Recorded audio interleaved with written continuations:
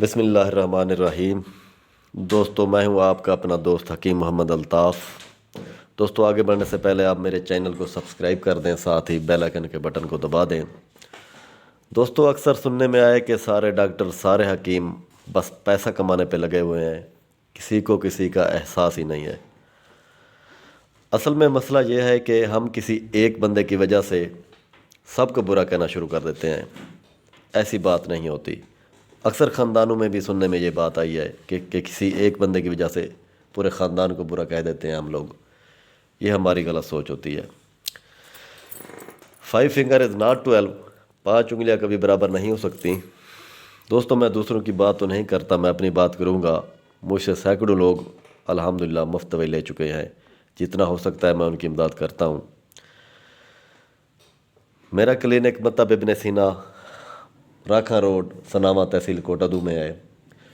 مجھ سے لوگ پاکستان سے بھی رابطہ کرتے ہیں اور پاکستان سے باہر بھی کالیں آتی ہیں، تو وہ مجھے اپنی رپورٹس بھجوا دیتے ہیں۔ میں ان کا مسئلہ سنتا ہوں، ان کا مسئلہ سمجھتا ہوں، تو اس کے بعد میں ان کی دوائی بائی ڈاک بھجوا دیتا ہوں۔ کوئی لوگ آنا بھی چاہتے ہیں تو میری کلینک تک پہنچ جاتے ہیں، تو ان کی نبض چیک کر کے ان کی پوری تشخیص کر کے پھر ہم دوائی بناتے ہیں۔ دوستو کبھی ایک فارمولہ سب پہ نہیں چل سکتا، ایک دوا کیونکہ سب مریضوں پہ کام نہیں کرتی۔ بیماری کی جو کنٹریبیوشن ہے وہ ہماری بری سوچ ہے، ہمارا برا ماحول ہے، ہماری بری خوراک ہے، جس وجہ سے ہم پریشانی میں مبتلا ہو جاتے ہیں۔ لہذا دوستو پریشان ہونا چھوڑ دیں۔ ہم گناہ کرتے ہوئے تو نہیں شرماتے، دوا کرتے ہوئے کیوں شرمائیں؟ ہم چھپ کے گناہ کرتے ہیں، اپنی جوانی برباد کرتے ہیں، لیکن جب دوا کی باری آتی ہے تو ہمیں شرم آ جاتی ہے۔ چاہے کوئی دیندار بندہ ہے، چاہے کوئی دنیا دار بندہ ہے، بزنس مین ہے، چاہے کسی بھی شعبے سے وابستہ ہے، ہر بندے کو صحت کی ضرورت ہے۔ دوستو اپنی صحت کا خیال رکھیں۔